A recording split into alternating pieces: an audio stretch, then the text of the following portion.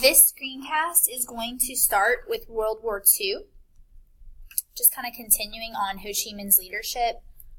He hasn't taken control of anything yet, but he will eventually.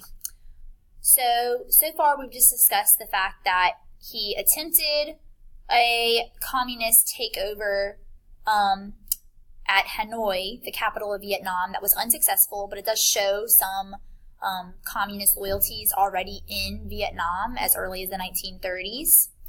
But during World War II, things are going to change for Vietnam. During World War II, France was invaded by Germany, so they're going to be a little distracted with the events in Europe.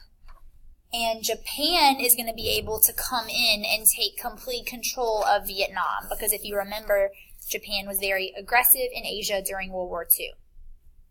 Now, Ho Chi Minh's not going to make any moves during World War II in terms of an actual attempt at invasion. He doesn't want to mess with the Japanese either. But he is going to start working at creating an army that is going to be his communist army, and they are going to be called the Viet Minh. And that is spelled Vietminh. Viet Minh. All right, I just want you to know that that group exists because they're a pretty important vocab word for this unit. Okay, we're going to talk about now the First Indo-China War, which is going to be a big deal in terms of the Viet Minh and Ho Chi Minh able to make a bit of an impact in North Vietnam. So first, I need to talk about the August Revolution.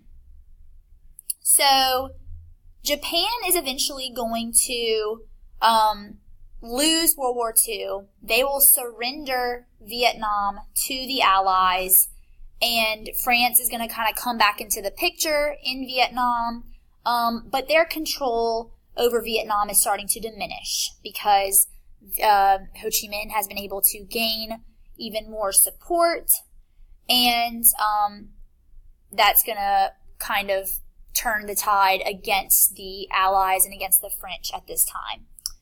So once the Japan left and France kind of comes in, Ho Chi Minh feels like this is his ideal time because France isn't fully secured back yet in Vietnam.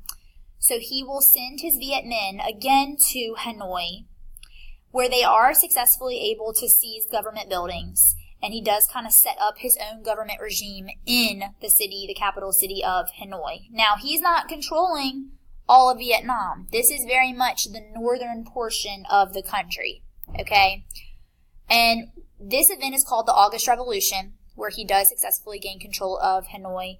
And this is where the war will start, because now, of course, France will fight back for control. So the purpose of the French Indo-China War is different from each perspective. For the French, they are fighting this war because they've come back after World War II, gaining their territory back, and they do not want to allow it to fall to communists in the north. They want to gain control back and reassert control over Vietnam. And the Vietnamese who are fighting against the French in this war are trying to resist French control and kick the French out. Now, the rebellion group that is fighting off the French, they're going to fight a style of warfare called guerrilla warfare. And guerrilla warfare involves like ambush tactics. It's usually a style of war where there's not necessarily an officially trained and formally trained army, but it's kind of the military of the community fighting very like sneak attacks, hiding in places. They have obviously the land advantage. They know the land more than the French do. They don't necessarily put a heavy emphasis on like weapon technology, rather like human resources, okay? And they use the communities around them to like hide their members and give them food, and they recruit from the communities as well. So that's just kind of like guerrilla warfare style, which France is just not prepared for. We will get involved in this war in the 50s, this First Indo-China War, because one, we want to help our French allies, but two, the French are fighting off a communist rebellion group, and we, of course, are very focused at stopping the spread of communism. Now, in the 50s, when we're helping with this First Indo-China War, this is not the Vietnam War. That is not what we're talking about just yet. This is us sending money. We are sending millions and millions of dollars in aid to the French, eventually close to $1 billion. It's all about domino theory, preventing communism from spreading so that the whole region would not fall if Vietnam would fall. So that's our whole agenda in the beginning. Now, France is just not very,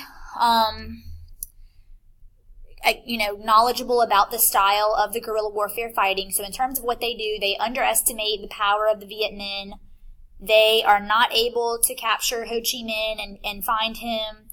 And they just cannot get their advantage over the Viet Minh. So the rebellion group is seeming to be winning this war. So because of those reasons, France is going to decide to offer an agreement to stop the fighting. And this agreement will become known as the Elysee Agreement. And it's going to be a pretty ridiculous agreement, and we'll talk about that. So within this agreement, the French recognize Vietnam as an independent country. However, they will still have a level of control in the country's economic policies, political policies, foreign policies, etc. So the France is still getting to have their say-so in how the country is being run, but quote unquote, we don't really own you. You own yourself for sure. You're totally independent, but we're going to do all these things. This is signed, but it's not going to last. The Viet Minh and the North Vietnamese are not going to settle until they gather and recapture all of Vietnam. The turning point for all of this, in terms of Ho Chi Minh's efforts to really secure control of Vietnam away from the French, not just on paper but in actuality, is going to be when China becomes communist. China is a neighboring country to Vietnam, so they are going to be willing to pour a lot of resources into Ho Chi Minh's cause and into the Viet Minh. And this is going to kind of set the stage for a major battle that's going to end the French involvement, at least in North Vietnam. That is going to take place at the city of Dien Bien Phu, which is western Vietnam, but just northern is the key, very, very north, okay? I'm not going to go into big details about this, but it was just a very, very nasty battle for the French. All of the French soldiers at the end of this battle against the Viet Minh are going to be either captured or killed, and the French are basically going to be forced to lead to another agreement that's going to be more long-term and more effective overall, at least for a while. And that's going to be the Geneva Conference, held in Switzerland, with several countries attending. The Vietnam split is just one part of the Geneva Conference, but at the Geneva Conference, a series of documents are produced called the Geneva Accords.